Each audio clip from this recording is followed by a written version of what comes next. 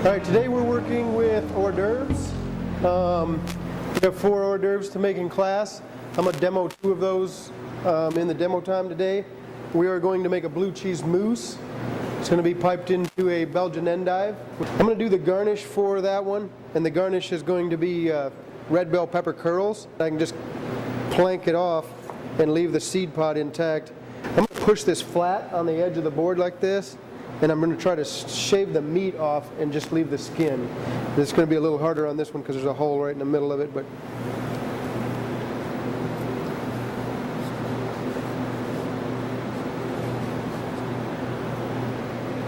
and that could be definitely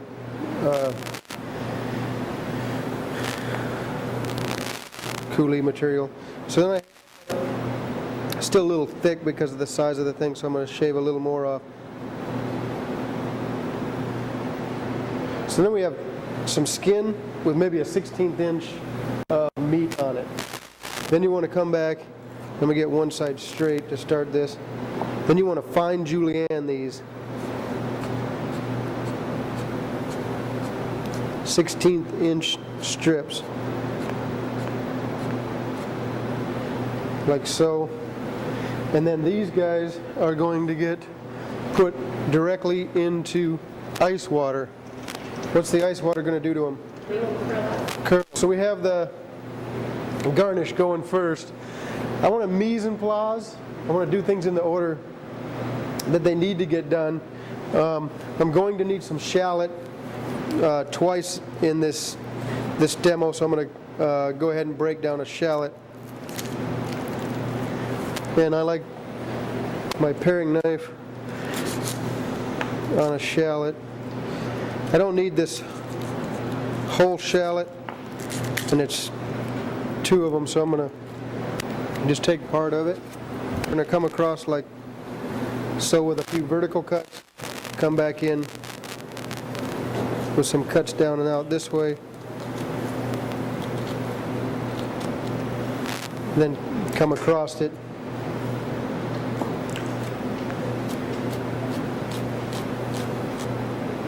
So we cut all the way down to the little nub.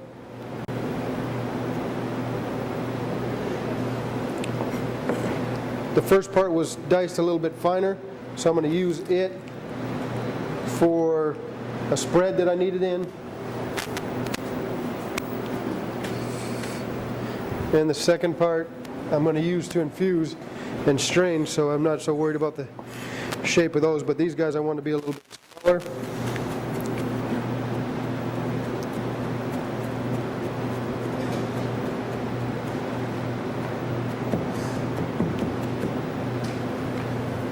That's pretty good. Cup. I'm going to use these in a little bit, so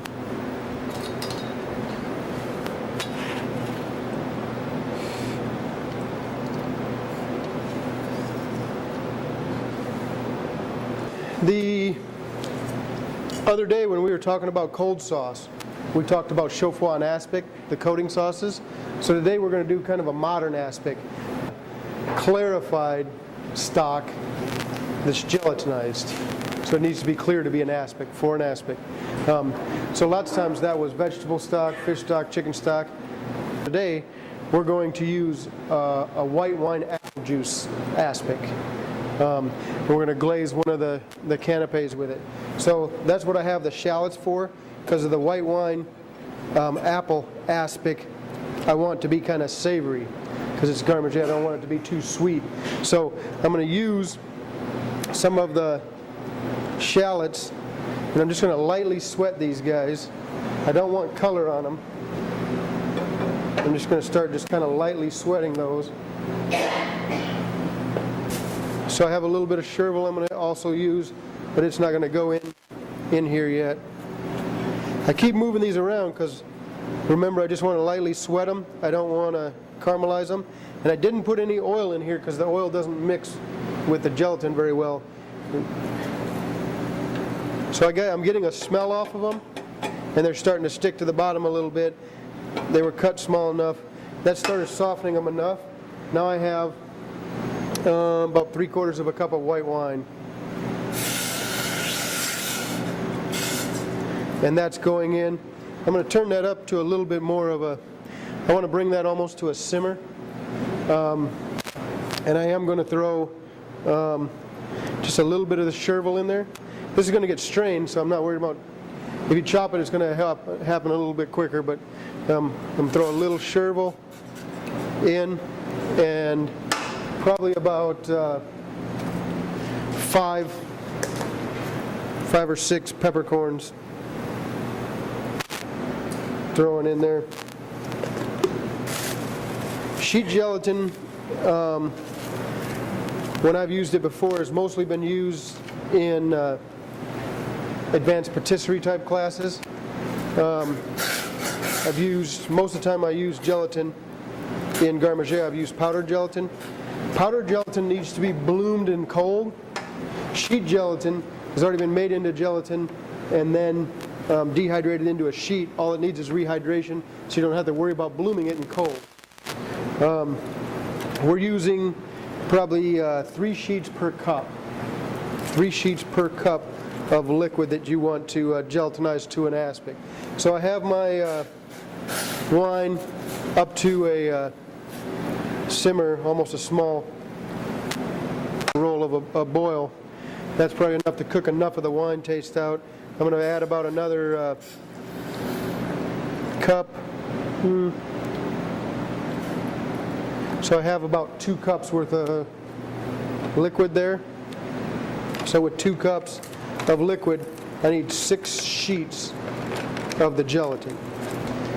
Just a little plate or a little lid or something. Take some of that gelatin and put it on there. Set it in the refrigerator just to see how well it sets. So I'm going to let that chill in the refrigerator.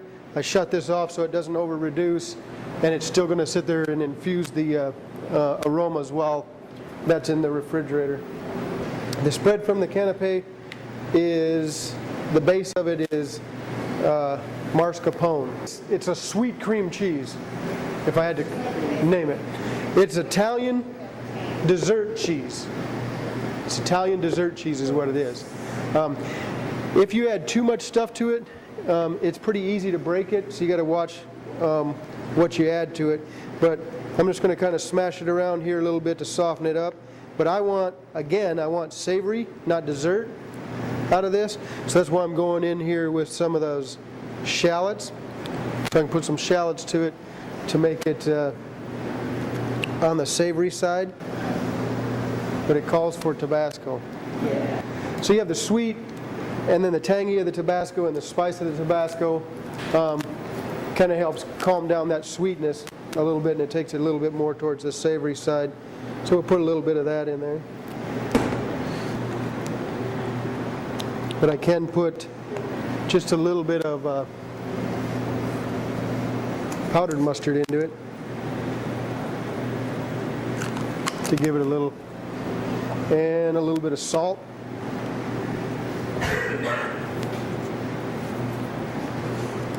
We're going to let that sit and let the aromatics fuse together on that.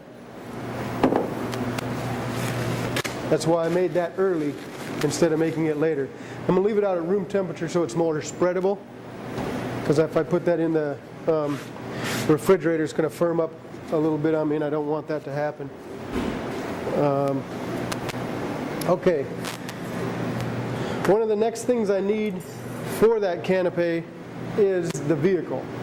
So what does the word canapé mean? It's a vehicle for an hors d'oeuvre. So it's a classification of hors d'oeuvres. So if I have toast points with a spread, a little bit of prosciutto, and a little herb for garnish on there, that hors d'oeuvre or finger food would be in the canapé category because it's a starch-based vehicle. So that's the definition of it. Starch-based vehicle for an hors d'oeuvre. You guys know what a Pullman loaf of bread is? Shaped. Is it shaped like a rectangle or like form? It's shaped like a rectangle or a square loaf of bread. It's square but long. It got its name from the Pullman boxcar. I'm going to do 2 here to so we have enough to work with. Good utilization, because if it was a rounded loaf of bread, I have different shape that I got to deal with. Now I don't have that different shape to deal with. So what I want with it is to toast it lightly. A canapé could be toasted or untoasted.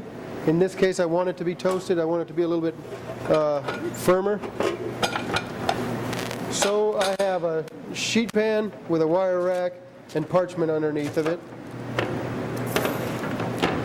I have extra virgin olive oil, and I'm going to brush these surfaces with the olive oil. I oiled both sides of the bread, and I'm going to lightly season that with salt.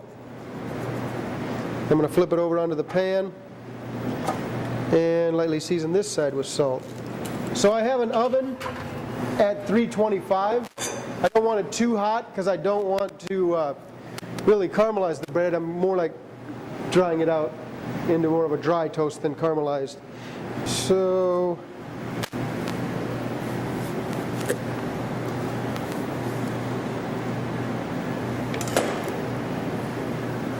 your book calls for honeydew or cantaloupe, I believe.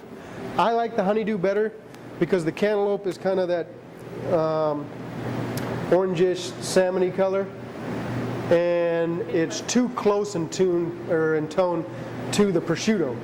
So the green will contrast the prosciutto a lot more. So I like the honeydew better. I have melon baller. What do they call these in France? It's a Parisienne scoop. It's a Parisienne scoop. So somebody asks you for a Parisienne, they're asking for a melon ball.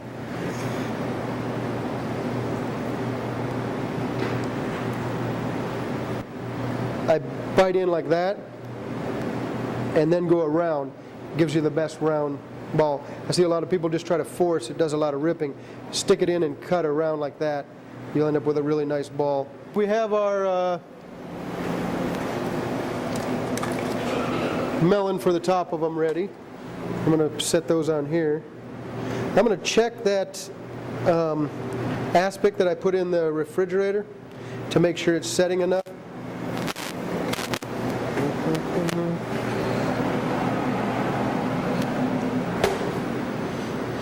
So you can see, I can touch it, it's not sticking to my finger. None of it comes off there, and I'll pass this around for you to see. To make aspic, we want a thin coat of it on this hors d'oeuvre. We want it to be firm at room temperature and liquid in your mouth. When it hits your mouth, you want it to melt. So you don't want it too stout. You don't want it gummy bear stout. You don't want to have to chew your aspic. Why are we going to glaze our canapé with aspic? Moisture and flavor. Sheen, moisture, flavor, and preserve it. We can keep the outside of something for oxidizing. So the bread starts to curl and starts to dry a little bit on this side. So I flip that over so it doesn't curl up too much and it starts to curl back the other way. I'm going to stick the melon balls, the Parisiennes if you will, in the refrigerator so they're cold, because the colder will help the gelatin set and stick to it when we want it to stick. So we should have the peppercorn, shallot, and chervil aromas in there, so I'm going to strain those out of it. An aspic is clear and see-through. If I wanted specks of the chervil in there, I could chop the chervil when I go to infuse it and leave it in there and have specks, because the base of the aspic is still clear. One that I really like with fish is a white wine aspic like this with lemon and dill specks in it. So I chop the lemon and dill really fine and have it in there. So I have a lemon dill white wine aspic to go with fish. The second hors d'oeuvre today is the blue cheese mousse. So I'm going to set up a Robocoup. So we have 5 ounces here because they set me up with a half batch. So I have 5 ounces of blue cheese, 3 ounces of cream cheese, and again I want to break that up. Now, different styles, different brands of blue cheese are firmer or softer than others. This happens to be a little bit firmer, so it's a little bit harder to make it into a nice smooth paste, which I want a nice smooth paste without chunks in it. So I happen to add a little bit of cream to this.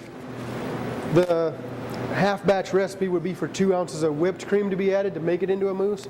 I have 4 ounces of cream here. I'm going to add a little bit of it in the beginning just to help to break these cheese down.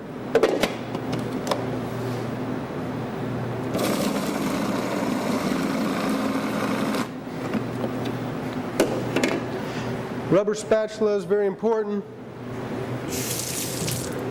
when I'm using the Roboku to scrape down the sides, because that's where the chunks end up.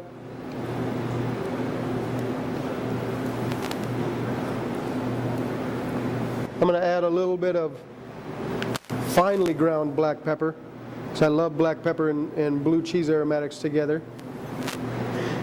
And just for a little bit of the acidity, it's really not going to add much heat to it at all, a little Tabasco.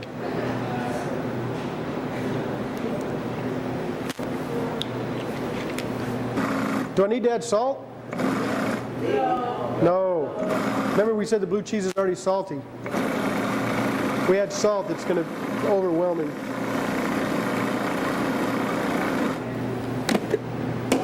We're ending up with a pretty nice paste here.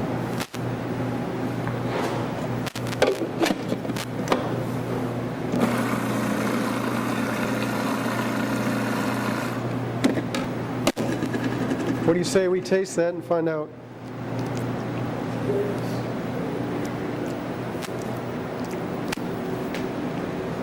That's good the way it is.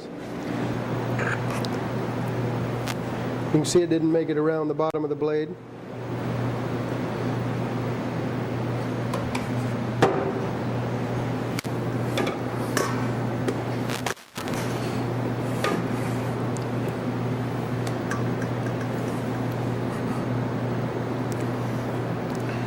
Is this mousse? Not yet, Not yet. Why not? because it needs to be folded into, It needs whipped cream added to it. So what's the definition of a mousse? something that has been lightened. Lightened with a foamy, rich and airy, or airy. So we want to aerate it with some whipped cream. We want soft peaks. What's soft peaks? Where you can pull it up and it'll stay warm. Pull it up, and it has a tip, but it folds over. Stiff peaks, when I pull it up, it has a tip and it stays there.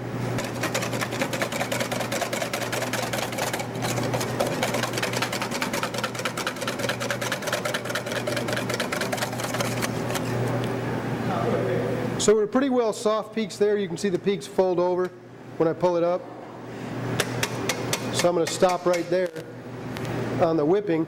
Now, taking a heavy product like the blue cheese and trying to put this in there, the heaviness of the blue cheese pops all the bubbles that you just formed in the cream. So what you want to do is take a little bit of this first, put it in with your blue cheese, and fold that in first to start kind of lightening it so we can keep some of the air in the rest of it. And I can hear the air kind of popping. So we're going to lighten this up a little bit so we can get the rest of the air incorporated. Fold it in. So I pretty much have the white streaks of the whipped cream folded in. So I want to kind of stop at that point because I don't want to over fold it and lose more air bubbles. So we have that. I'm going to stick it in the refrigerator just for a second so it firms up a little.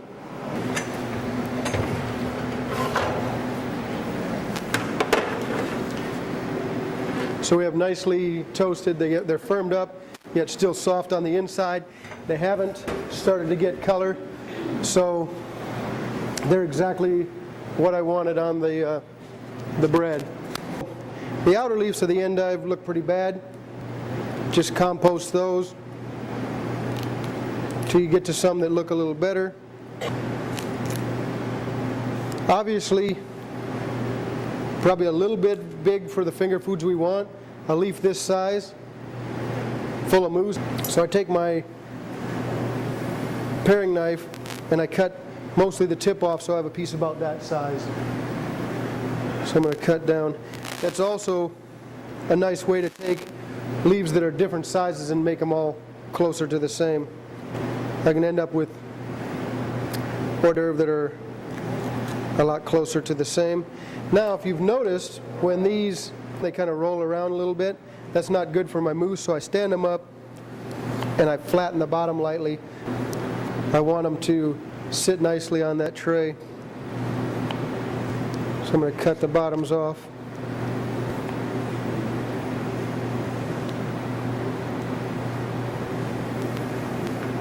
A little bit. I'm going to do 5 since I always teach you odd numbers. Let's put those on a plate.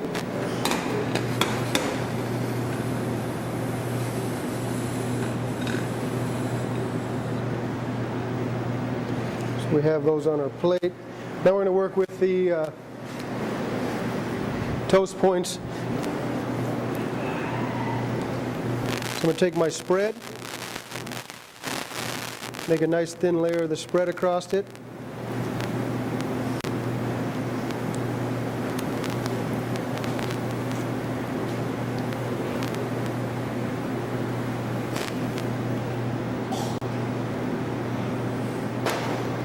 I have prosciutto that's chilled.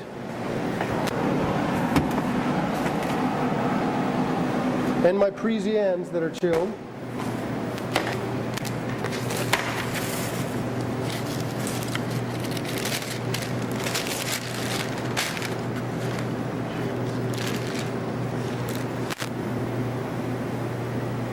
So I'm going to take the prosciutto and make a nice covering of the product here.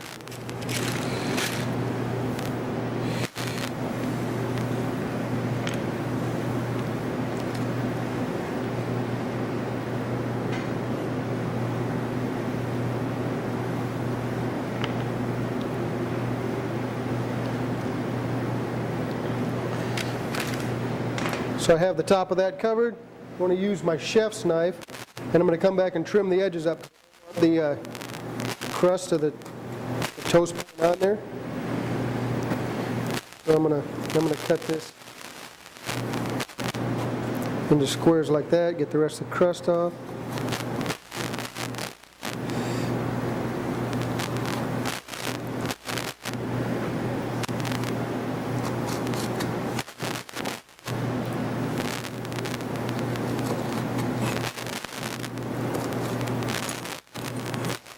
Remember, we want 1, maybe 2 bites, so I cut them across like that into the little triangles. You could make squares. If you had a cookie cutter, maybe you could make rounds out of them. So I'm going to put them on the wire rack here, probably 5 of them, so I have the same amount as I had over on that one. I have another brush. This one happens to be a clean brush. It's not the one I used for oil earlier. And put a nice brush layer of it across the top of the prosciutto there. I drop one of the melons in there, set it on there, and it kind of glues it to there. You could set the melon ball on there and then try to glaze it, but I find it sticks better. You get better placement. You don't move it around if you go about it this way. I'm not going to dip the canapé in there because I don't want the bread to soak up any of the aspic.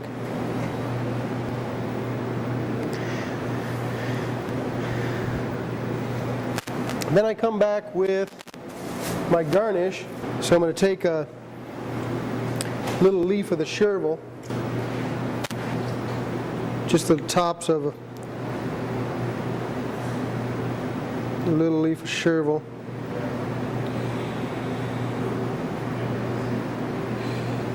So I have the 5 of those.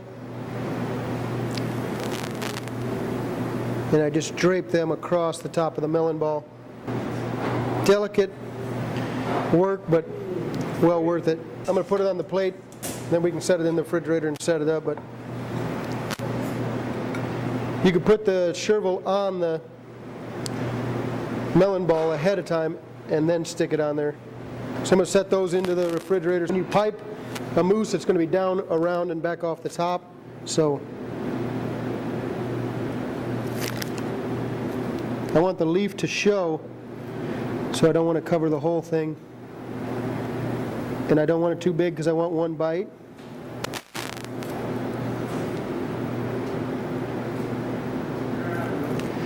Then we have our garnish, remember, of the curls. So you can see how much they've actually curled.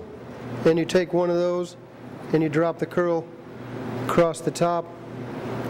And we have color to it. If you didn't have time to do the curls, and maybe 2 of them on there might look good, you might just do we talked about brunoise and fine brunoise the other day. A fine brunoise would look really good on top of here of the bell pepper. So we have our blue cheese mousse canapé, vegetable canapé. And we have our prosciutto melon canapé with the white wine apple aspic.